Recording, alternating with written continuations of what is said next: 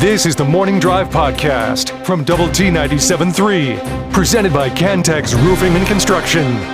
I'm Mike Hebert, owner of Cantex Roofing and Construction. Every day is game day, and we'll get it right when it comes to your roofing, construction, windows, and mirrors. Call Cantex Roofing and Construction today. Together, we are one serving you. Thank you for being with us today on Lubbock Sports Station, Double T 97.3. Red Raider softball team will finally get to play some games at home this week, Jamie. But they had another fantastic weekend away from home. I'm sure that they would like to play some games at home, but man, when you play so well away from home, maybe you'd like, maybe not such home sweet home. Maybe some of that's good that they're playing well on the road or really neutral site contests against these teams. But yeah, I expect them to have a lot of fun playing in front of some big crowds this weekend. Caitlin Terry yesterday getting a no-hitter against UC Riverside. 16-0 was the final. So they finish up 5-0 on that road trip. They did have a exhibition loss to Japan, but that doesn't count against their regular. Doesn't count. That's good. So the number 2 team in the country now, 16-1, had 7 runs in the first inning to kind of just take care of business and then cruise to that victory. So they'll play at home on Thursday as they host the Janine McCaney Memorial Classic, and they take on ACU, and we'll have that game for you on the radio at 4:30 for Red Raider softball on 92.3 The Hub. So those who've been looking for Red Raider softball, we'll have it with the home games, and it all begins this week on Thursday, and look forward to that Thursday, Friday, Saturday, and Sunday. So all weekend long, you'll have Red Raiders softball, and we'll see how they do at home. They've made some improvements to Rocky Johnson Field. Yes. So they've added some shading and things like that, just to kind of help the overall fan experience. So that's good. Shade is always good, especially for the softball and baseball games. Although not necessarily when it's cold. I was going to say yesterday you probably wanted to sit in the sun just to kind of keep yourself warm, and then here in a couple of months you'll be like, sure would like to have some shade over my seat. Can we erect that here in the next 30 minutes? No, you're sorry, you won't be able to sit in the shade because those seats are now taken. I'm surprised we haven't done something like a retractable awning where the frame stays out and the tarp rolls out to cover it out over baseball and softball. Because there are days, like yesterday, where you wake up and you're like, it's 22 degrees. Who approved of this? And then there'll be like a day in a month where it's going to be like, it's 80 at 8 o'clock. Mm-hmm. I think that's a really good idea, Jeff. It's probably pretty expensive to have one of those. How about just do a retractable roof for the whole thing? Because that would be more expensive? Yeah, no, I know. I'm talking about moving a tarp. You're talking about moving a piece of engineering. Yes. Jeff, you're kind of talking about like when they have on the side of an RV. Yeah. You can kind of roll those out or pull them back up, something like that. More of like a screen door that goes horizontal instead of vertical. Okay. Like the frame always stays out. Okay. So then the tarp inside of it would roll all the way out. Roll up or down. Okay. All right. That wouldn't be a... Maybe they could hire you to climb up there and just put them out there manually. I mean, they could. They wouldn't. They'd hire somebody that would be good at it.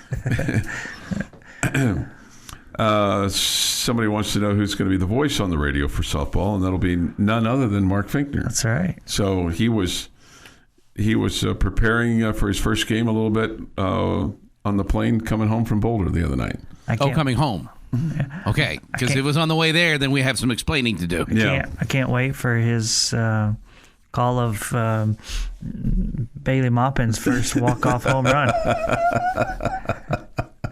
It's going to be awesome. She probably could get one, although I don't know. Some of those pitchers are pretty wicked. Yes, but I mean, if anybody can get around on that, she'd probably be one that could maybe get around on that.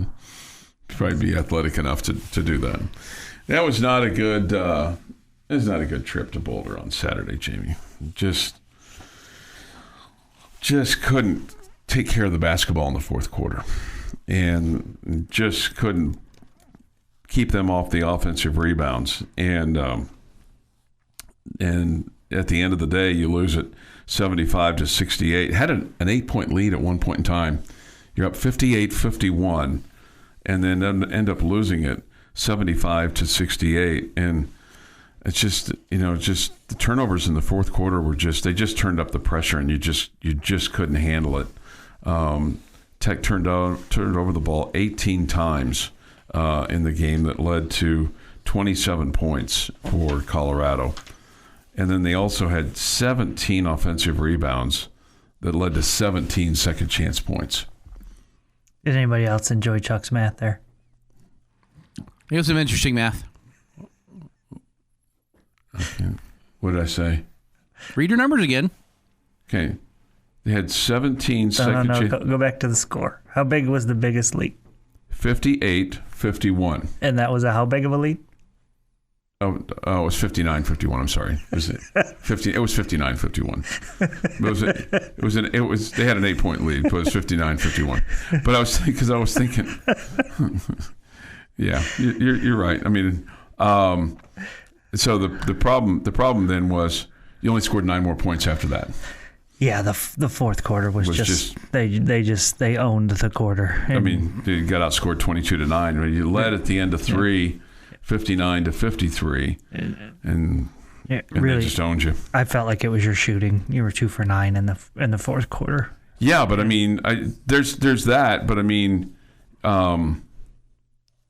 there's that. But you couldn't hang on to the basketball. You had 8 turnovers in the fourth quarter. Yeah, there you go. So to combine those two things, poor shooting. And, I mean, you gave up 11 points off turnovers in the fourth quarter, and you gave up, 4 second chance, but it was really the turnovers. I mean, and the problem was that there were a number of times where you had the ball and just committed a turnover. Just some of it was the pressure, some of it was you just lost the handle on it. And I mean, you had the ball late, and then it became a bit of a free throw shooting contest towards the end of the game, as they kind of pulled away from you there at the end. But man, it was just not good. Chuck math, 8-point lead, 58-51. Yeah, it was. When this team goes back at the end of the year and looks to see why they didn't win the Big 12, it's because you didn't take care of business against teams that you should have. Absolutely. K-State. Colorado is a prime example of that. Yeah. I think Colorado's a good team, though. They're right there behind the Lady Raiders in the standings. That shouldn't have been expected to be a layup win for the Lady Raiders. No, they're a good team. They've got length, and they've got some size, and they've got ability. They're better than K-State and BYU. The K-State and BYU games would be 2 games that I would really, really point at that you would love to have back. So they'll play in Lawrence on Wednesday against KU, and we'll have it for you at 5:30, at 6 rather, on 93.7 The Eagle. Your daily dose of sports and fun. This is the Morning Drive Podcast from Double T 97.3, presented by Cantex Roofing and Construction. Here on the Morning Drive, time for this day in sports history. Today is Monday, February the 23rd, 2026. Here is Jeff McGuire. It is a very important day in history. Okay. One that very famous that we will discuss coming up. But first, some fun. 1964, 6 Daytona 500 took place. Your winner, Mr. Richard Petty, led for 184 of the 200 laps. Kind of feel like nobody else was even competing against him. Well, there was at least somebody else there because he didn't lead all 200. There were 16 that he didn't. 1985. Goaltender Patrick Waugh makes his NHL debut with the Montreal Canadiens. On the same day, Indiana University basketball coach Bob Knight sees a woman who is standing across the side of the court. He's very frustrated at this because he is a fine gentleman and hands her a seat from across the court. That's the story he tells or told. That is the story that I will share. That's crazy to think that was 41 years ago. Not that crazy. Well, I mean, just and it doesn't necessarily seem like yesterday, but I mean, it just goes to show you how fast time travels. Sure. 1988. Chicago gives the Cubs the right to install lights, and they may play up to 18 games during the day. The right. The right. Mm-hmm. Well, I mean, we were pretty uppity back in 1988. Well, I think it was more about the city ordinance and the neighborhood, and I mean, they're right there in the middle of, you know. We were pretty uppity in 1988. 1995. Jason Sasser scores 32 points, and Lance Hughes adds 21 as Texas Tech beats Texas 96-87 en route to their 5th Southwest Conference title. We were feeling pretty good about things then. In 2019, Texas Tech men's basketball team Texas Tech men's team wins their 2nd Big 12 indoor track and field championship. High Point Award winner Divine Oduduru, who shared the honor on the men's side with 20 points. And on the same day in 2019, Jared Culver went for 26 points. Norris Odiase had 13 rebounds. And number 14, Texas Tech matched a program record by hitting 16 three-pointers in a 91-62 Big 12 conference win over number 12, Kansas. Yes. I was just going to tell you, we got a chance to win another one this weekend at home as far as that Big 12 Indoor Track and Field Championships is concerned. They'll be hosted at the Sports Performance Center here in Lubbock, Friday and Saturday. It is National Banana Bread Day. Big fan of the banana bread. It's been a while since I've had banana bread. Call out to the people that I'm associated with. Usually we buy bananas. Then there's a declaration of, this would make good banana bread. And that's where it ends. Do the bananas get eaten? Well, sometimes the bananas get thrown away because... Did they say that right when they buy them? No, they say that as when they get a little, if we don't eat them right away, and they sit there for, a week or so, and they get this, the peel starts to get brown. Starts to get a little brown. Lucky Lady will say, this would make great banana bread. And I usually say, awesome. And then the banana bread factory never gets lit up. She's just saying that they would make great banana bread. Yeah, this would make great banana bread. This would make great banana bread. But we've not had any banana bread in my house in quite some time. It's one of the times one of the reasons why I shake my head every time we call her the lucky lady. Happy birthday. What woman is not lucky enough to have her husband criticize her on the radio? I'm not criticizing. Yeah. I'm just saying this. We're not making him. I'm just stating a fact. You are clearly criticizing. I'm stating a fact. Stating a fact. Happy birthday today to Emily Blunt, who is 43. Mm-hmm. Fred Biletnikoff is 83. God, I hated that guy. I just hated that guy. A bunch of Red Raider fans that kind of agree with you after we couldn't get a guy on the Biletnikoff Award. No, I'm not Biletnikoff. I'm thinking of the tight end award. Mackey. John Mackey. The Mackey Award. The thing about Biletnikoff was, you see players today how it hardly looks like they're wearing shoulder pads, right? I mean, it just they're hard. Fred Biletnikoff was a guy that subscribed to that theory in the 70s when the hitting and the and the penalties that are called today for just about anything weren't. I mean, clotheslining was common, and anything above the head was common. And Biletnikoff was a guy that just his shoulder pads were barely there, so because it gave him the opportunity to run down the field faster. So he subscribed to that. For a player to take advantage of something. Well, he subscribed to that well before anybody ever thought about doing that, and he was one of the very, very few, and he was very good. So back in the day, you were allowed to hit above the head? Well, sure you could, yeah. Well, you mean above the neck? Above the neck, yeah, right. And on this day, if you hit above the head, you're hitting air, right? Yeah. Just saying. Yeah, no, that's a good point. I'm 0 for 3 here. It's between 6 and 7. 1945, gentlemen.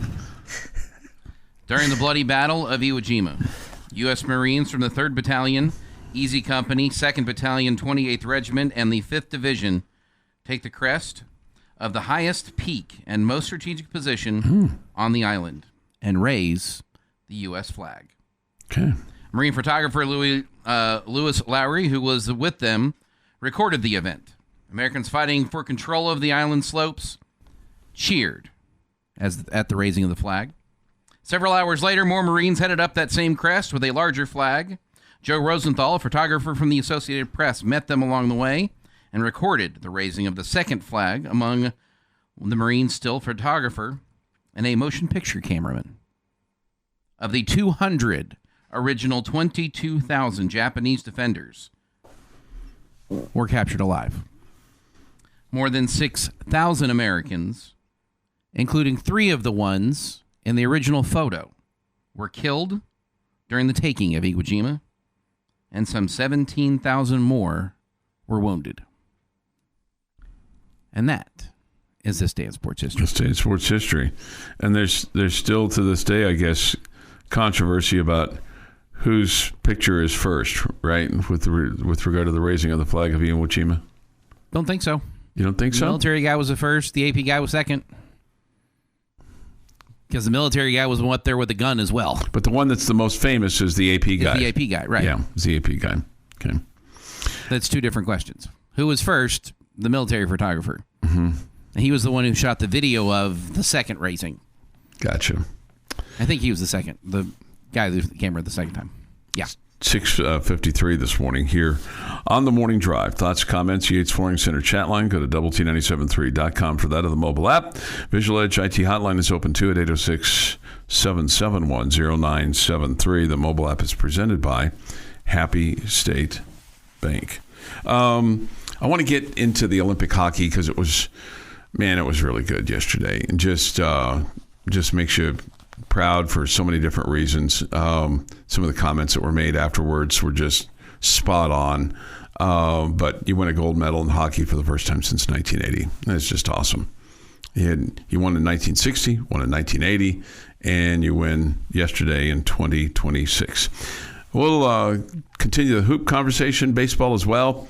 All that's coming up here, plus spelling at 7:15. We'll see what kind of word Jamie's got for me today. The Morning Drive podcast from Double T 97.3 is presented by Cantex Roofing and Construction. Okay, so we do this every year. We're proud to be a part of the annual regional spelling bee. This is the 74th annual that's coming up. And Double T 97.3 and Sonic are proud to bring you the regional spelling bee, which will be on March the 7th at 10 a.m. at the YWCA. So competitors from all across the land, district champions, public, private, charter schools across the South Plains, vie for the title of the regional bee champion. They'll go to the Scripps National Bee in Washington, D.C. This is the one you see on TV every year, okay? Okay. So our Spelling Bee Challenge, in the spirit of this, is presented by Davis Paintless Dent Repair. We'll spell a word during the morning drive at this time on Monday, Wednesday, Thursday, and Friday. On Tuesday, tomorrow we'll do it at 8:15. Maybe we should ask Jerry Glasgow if he can spell a word. I wonder if Jerry Glasgow could spell a word for us. Win. Win, W-I-N. Tech Talk will also do this in the afternoon. Dr. Mike Gustafson, who's a fantastic speller, will be at the hands of Clint Scott. All right, Jamie, you got a word for me today? I think so. Okay. Remember all my words pulled out of a hopper, completely random. Random no words. rhyme, reason, or just a plan of attack. Mm-hmm. It's just completely random. Right. I put it in the hopper that is my laptop. I shake my laptop. And today's word is, the definition is a foolish or silly person. Okay. Today's word is nincompoop. Just random word. Random word there. Nincompoop. You got this, Chuck. You can do this. I got faith. Nincompoop. Right? Nincompoop. Ninconpoop. Nincompoop. One more time. Boom. He got it right. Yeah. I couldn't tell if he said M or N. Oh, Nincompooop. Nincompoop. I said it right the first time, right? I said it right the first time. I think you said N the first time, which is why I wanted to check. But Did you say C-O-M or C-O-N? I said C-O-N.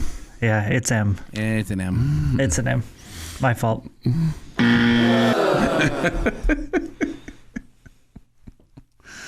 It's Nincompoop. Yeah. Well, Nincompoop. Nincompoop. Okay. Yes, I'm 0 for 1. Doggone it. If I'd have just let it go. I thought you had it. If I'd just let it go, I would have. I was not going to let you let it go. Okay. Because I thought I heard N. Yeah, I and said Jamie M. said you got it right. I was like, well, maybe I'm hearing it wrong. Yeah, which is a possibility. I said M. Without question, I said M. N as in Nancy is what you said. Yes, I It is did. M as in Mary. Yeah, I got it wrong. As I said, we'll have lots of hoops on the air for you tomorrow. We'll have the Friendship Girls. They take on Frisco Park Hill.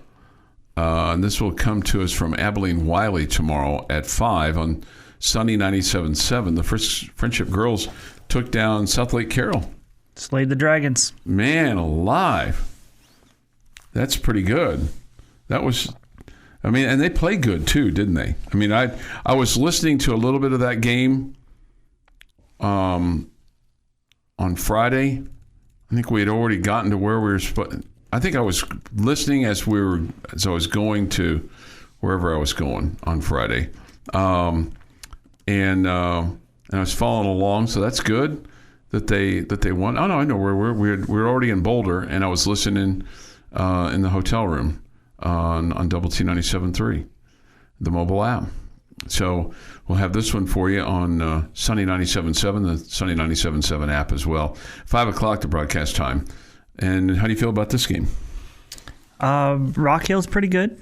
Pretty good. They've got a D1 point guard who can really play, and they've got she's 6'4", 6'5". Goodness. A big that is solid as well, and then a bunch of good role players around them. You don't get to the third round without being a good team. Sure. So, it'll be a good challenge. Okay. Good challenge. We'll have the Liberty Girls as well tomorrow. They play Perryton at West Texas A&M. And that'll be fun. That'll be at 7 on 100.7 The Score.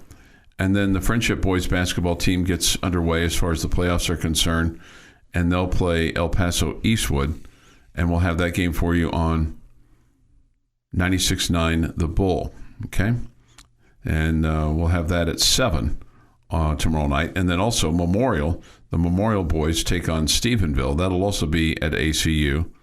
That will be at ACU, I should say. And we'll have that for you on Sunny 97.7 at 8 o'clock tomorrow night. So you got 5 games tomorrow for high school, and then the Red Raiders playing at 5 on for the broadcast time, and 6 o'clock the tip over at United Supermarkets Arena. So this one and TCU, the last 2 home games. Yeah, man, it's wrapping up in a hurry. And then the women play their last home game on Sunday against Arizona State. But first, they have a trip to Kansas and taking on the Jayhawks on Wednesday, whom they beat a couple weeks ago. So we'll see if they can sweep the Jayhawks like they swept the Baylor Bears. Did you have a chance to watch any of the hockey yesterday? I don't know that you... I did not. Yeah, I didn't. I figured that, it would be a little bit of a challenge for you with baseball and everything that was going on there. But I woke up in time. And it's like, I wonder if... And I thought to myself, I wonder if the hockey's done yet. And I woke up in time to see the overtime. Okay. So walked out. And now this is where I have to ask: was that in the morning or at night that you woke up? The morning. Okay. Because it's fair both ways. You could have been taking a nap in your recliner. Yeah.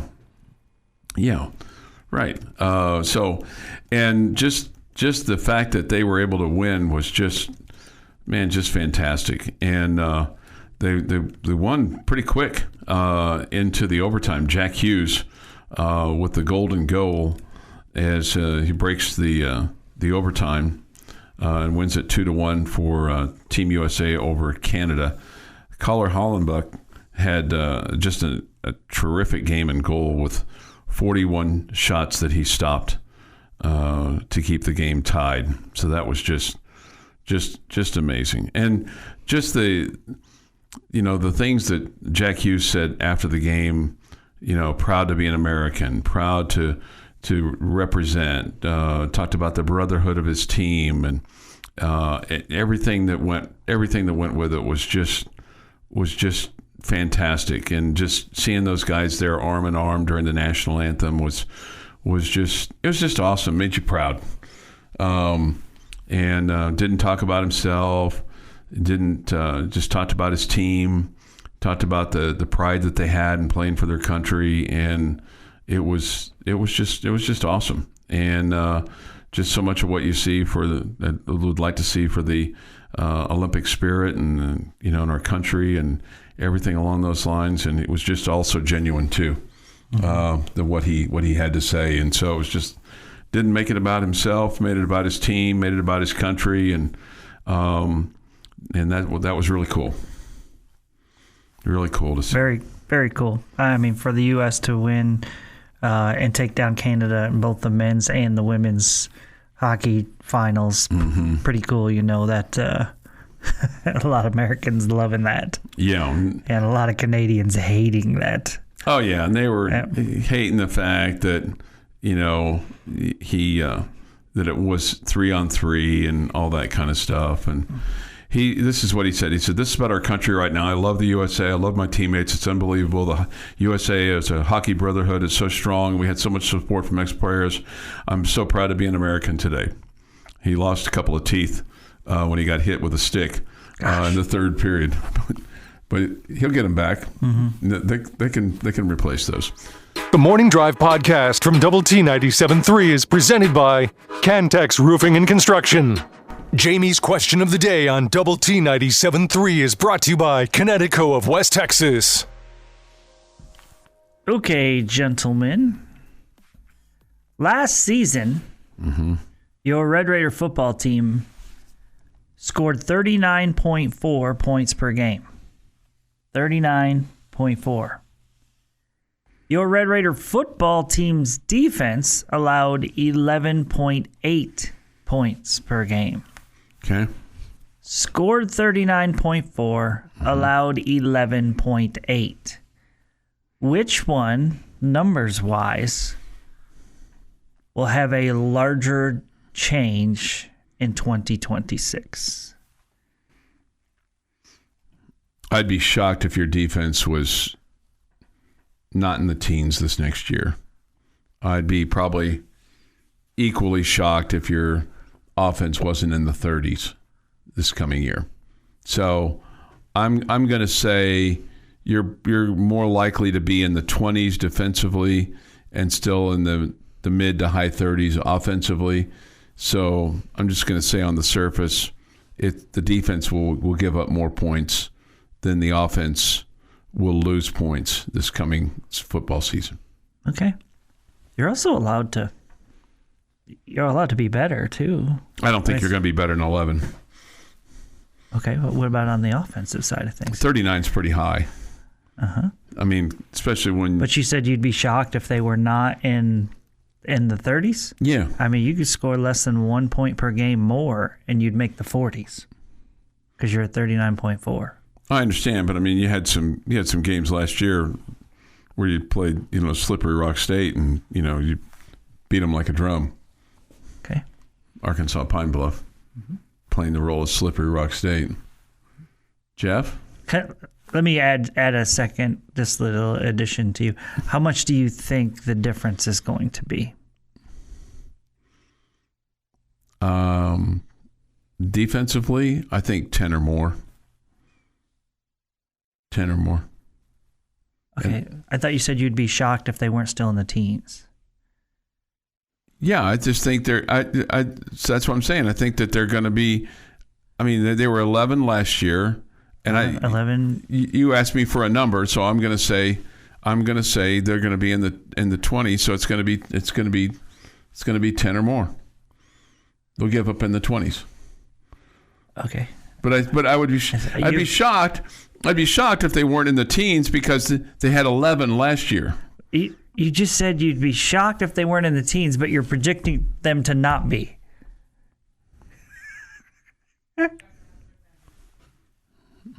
Chuck mathing. I guess what I'm saying 21 is not in the teens. I understand that. He asked me for a number, right. So I gave him 10. Right. Okay? But it would be shocked if they weren't in the teens, right? Which would be 17, 18, 19, right? Okay, but then he asked me for a number, so I just came up with 10 because I think it's probably going to be 21. So, excuse me. Moving on. Okay, so back to the question.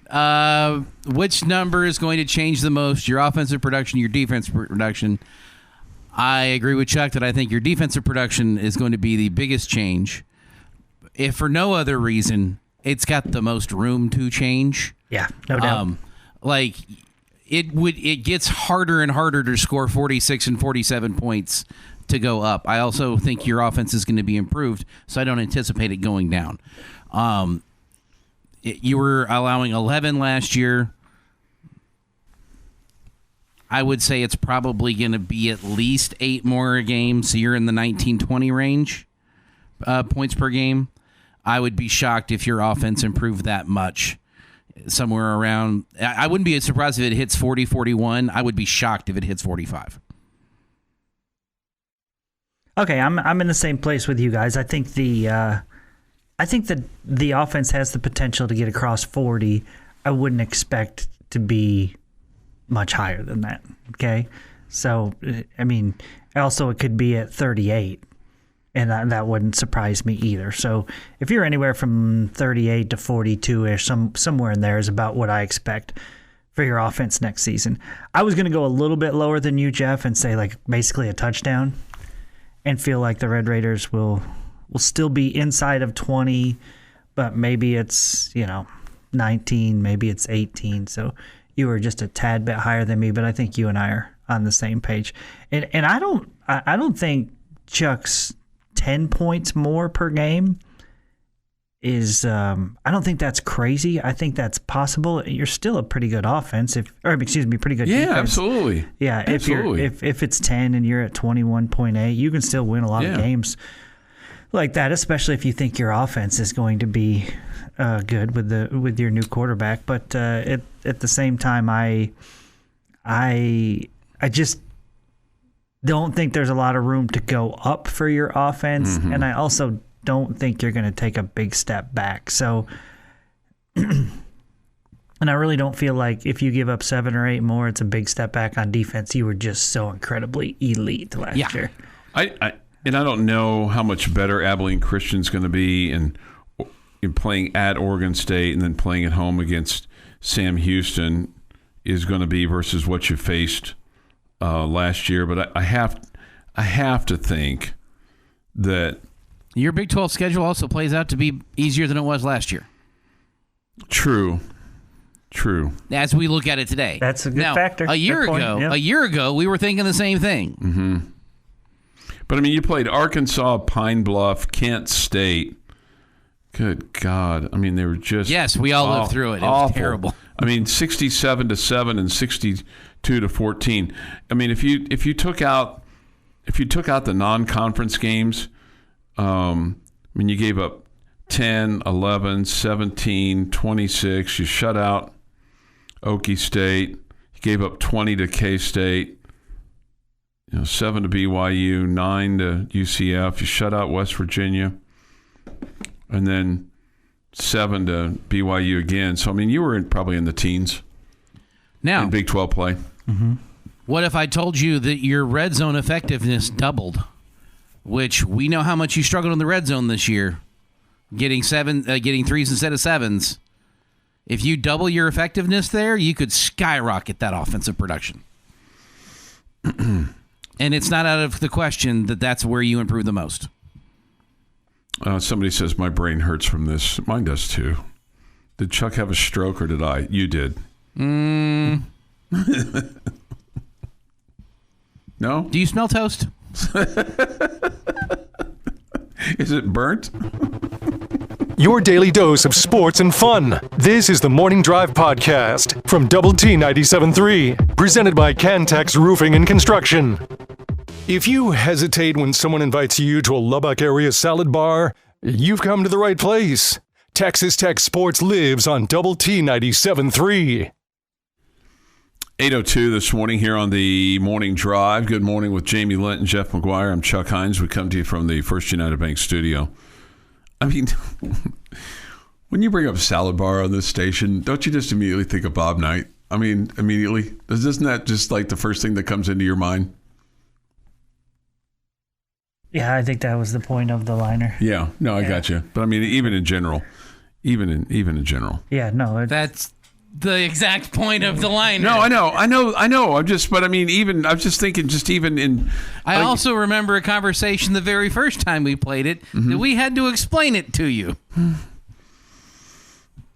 Okay, well, because you were like, I don't get that one, and we said the Bob Knight thing, and you're like, what are you talking about? And I'm like, oh yeah, I don't remember that. Okay, so man, I 100% do. I just need to go back to bed. This is why I'm biting my tongue right now. You remember that? Okay. You disparaged that liner because you said nobody gets it. Yeah. And now I'm like, now I've turned it around 100%. And now you're like, isn't that what you think of? For starters, yes. It has been a Monday on the Morning Drive. It's been a Monday. This person says the Japan game was an exhibition game. I thought it was in the Classic. To me, if it doesn't count, it's an exhibition game. Yeah, it's listed as an exhibition game. It doesn't count on your record. Yeah. I think they played a bunch of the teams there. I don't know did they crown a champion? It wasn't a tournament. Just a classic. It was a classic. Just a classic. So they played a bunch of the teams. Yeah. What was it that Bro was telling me on Friday that the pitcher for Team Japan was 43. Oh, is that right? That makes a lot of sense.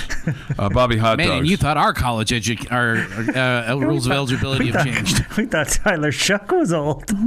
We did. I'm feeling old today. Man, I called Ryan Free old man the other day. He's got nothing on that lately. Yeah. Bobby Hot Dogs. Chuck, did you make it to any of the baseball games? No, I was out of town Friday and Saturday. I guess I could have yesterday, but It was cold. Well, not only that, but I mean, I'm not going to disparage you for not going Sunday. It was cold. Yeah, well, I mean, I got home, late, and so I was just like, it is what it is. They had the bunting out. Awesome. Somebody says that did Chuck have a stroke or did I? Is the text of the day. WT's gym seats like 5,000 people. It's bigger than the Rip Griffin Center. You might be thinking of the old box that's much smaller and a great atmosphere. Played a couple of games there back in the day.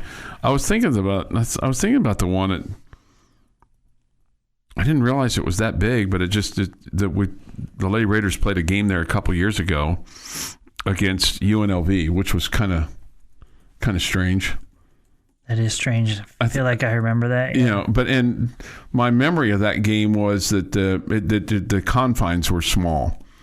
But I'm pretty sure it was at WT there. I just remember that because Finkner and I got back from that game in like world record time. And I turned to him at one point in time and said, "Does it feel like we're going 100?"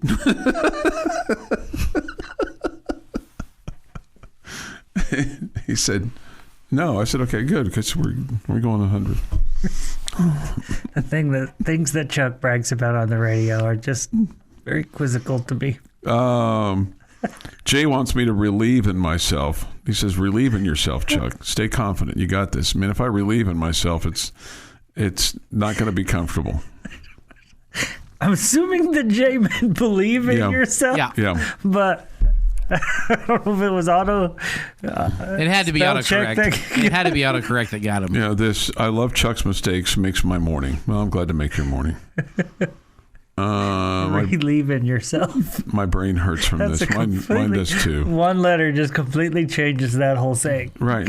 Relieve in yourself. Relieve in yourself. Arkansas and dodging lightning. Must have happened on days like today. Yes. Must have happened on days like this. Yeah, ha ha. I'm really starting to worry about you now, Chuck. The chat line moved on me. The chat line moved on me. No, I'm fine. Okay, I'm literally fine. I thought I had a good plan for today, but I guess I did not. I think you had a great I think plan. your plan is fine. Yeah. Just the execution. The execution of it. It's kind of like I think Chuck has a little Saturday night hangover, and I'm not talking about from alcohol. I think it's of the Lady Raider loss has him. It's hanging around in his mind. It was a bummer. There's no question about it. I mean, it kind of felt like that you had an opportunity. You've lost games before, but the key with this thing is it killed your chances. You were right there with a chance to win the Big 12. Yeah, it killed your chance. You were coming off probably your biggest win in the Krista Gerlich era and all that good stuff, and it felt certainly the best played game, yeah. And one of the biggest games, no question. I mean, I feel like 31. It meant more than any that I can think of. Yeah. And so it was disappointing to lose on Saturday, but like I said before, I didn't think Colorado was a bad team. I thought they were pretty good. There's a reason they're now tied with you in the standings. Yeah, no question. And it wasn't like you went up there and lost by 30 like Baylor did here in Lubbock. Right. Yeah, and you were in control of the game most of the way, just let it get away at the end. It's interesting because they were picked 9th in the preseason. Lady Raiders were picked 13th in the preseason. Here you have both those teams now are tied for 4th, and I mean they own the tiebreaker over you. So Lady Raiders giving the Red Raider baseball team some hope. Yeah. Yes. Right. There you go. They weren't picked 13th, but they were picked 9th. So they're hoping to finish a lot better than that. Yeah. That's exactly right. Let's see here. Thoughts, comments, Yates Flooring Center chat line. Keep them coming. All right. So if you had to pick one highlight of baseball from the weekend, what would your one highlight be? One singular play? One singular performance. How about that? I mean, if you're boring in a boring way, I would just say that you went 4-0, that you took care of business. Okay. One singular highlight is. I'll give you two to consider. The performance overall by Lucas Perko went 7 innings, going the distance, or the walk-off by Robin Villeneuve. I think they're two different things. Perko's performance is the easy answer here. I just want to see Lucas be more consistent. Okay, so I'm not all of a sudden going, he's your Friday night guy. This is who he is, and he's going to be dominant all year. We want to see him now put together another strong performance after that. Stack it up. But that was really good on Saturday. It showed you what he's capable of. This has been the Morning Drive Podcast, presented by Cantex Roofing and Construction. Check out our library of Double T 97.3 podcasts at doublet97.3.com.